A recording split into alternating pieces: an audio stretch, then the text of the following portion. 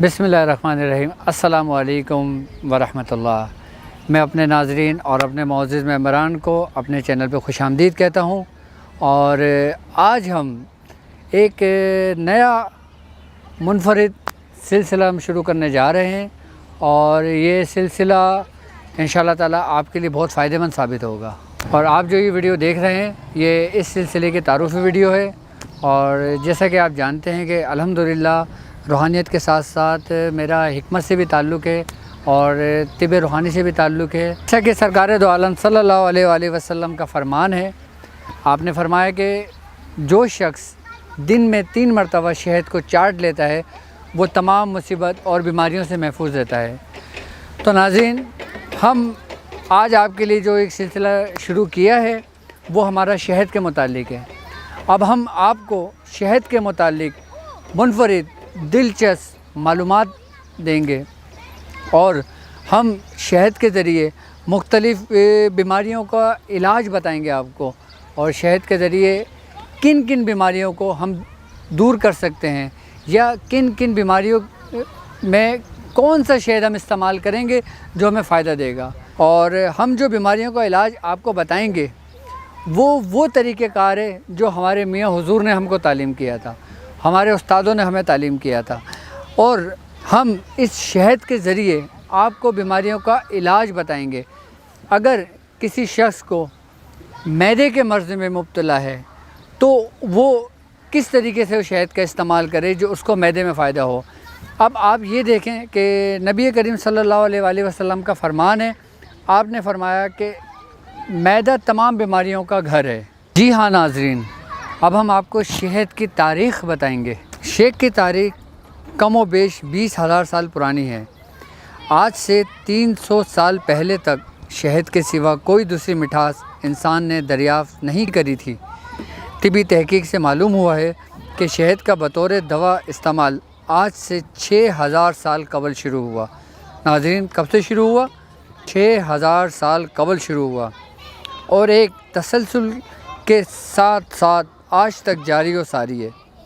नाज़रीन, कदीम ज़माने में चीन, बर्र-ए-सग़ीर, ईरान, अरब, यूनान, इटली, ऑस्ट्रेलिया और यूरोप के दीगर ममालिक में लोग शहद बतौर दवा इस्तेमाल करते थे और आज तक बतौर दवा इस्तेमाल करते हैं। शहद को फूलों का रस या मिठास भी कहा जाता है।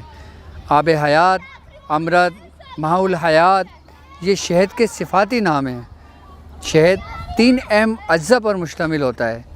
नंबर 1 एक मिठास यानी शुगर, नंबर 2 दनी अनासिर यानी मिनरल्स, नंबर 3 हयातीन यानी विटामिन्स। इन तीनों अज्जा की हयात बख्श ख़ासियतों से लोग बखूबी वाकिफ़ हैं।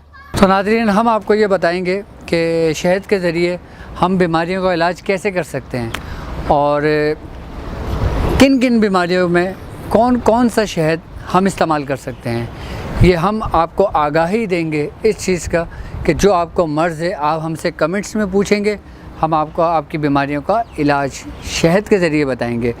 और ये वो सुन्नत है जो सरकार दो आलम सल्लल्लाहु अलैहि वसल्लम के दौर में भी बीमारियों में शहद इस्तेमाल हुआ करता था। कदीमी ज़माने में भी इस शहद का इस्तेमाल हुआ करता था।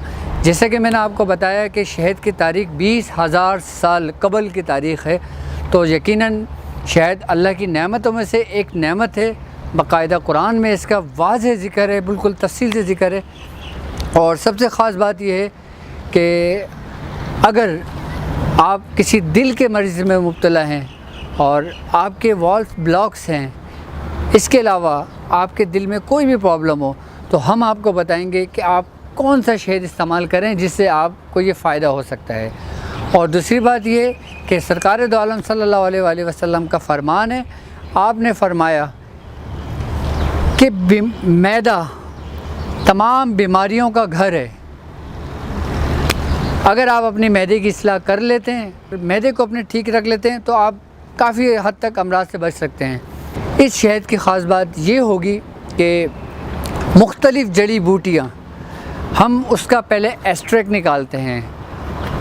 आई बात समझ में? उसका एक्सट्रैक्ट निकालने के बाद उसको शहद में मिलाते हैं और शहद में मिलाने के बाद ہم اس کو ایک ایسے پروسیس سے گزارتے ہیں کہ وہ سب یکجان ہو جاتا ہے اور وہ ایک دوا بن جاتی ہے، اور جب اس کا آپ استعمال کریں گے تو آپ بڑے بڑے موذی امراض سے انشاءاللہ تعالیٰ اس شہد کی برکت سے، اس اجزاؤں کی برکت سے آپ شفا پائیں گے انشاءاللہ۔ مختلف پروگرام اس پہ کرتے رہیں گے اور ہر بیماری کے متعلق ہم آپ کو آگاہی دیں گے کہ شہد کن کن طریقوں سے کس کس مرض میں ہم اس کو استعمال کر سکتے ہیں۔ اب مجھے اجازت دیجیے۔ السلام علیکم ورحمۃ اللہ۔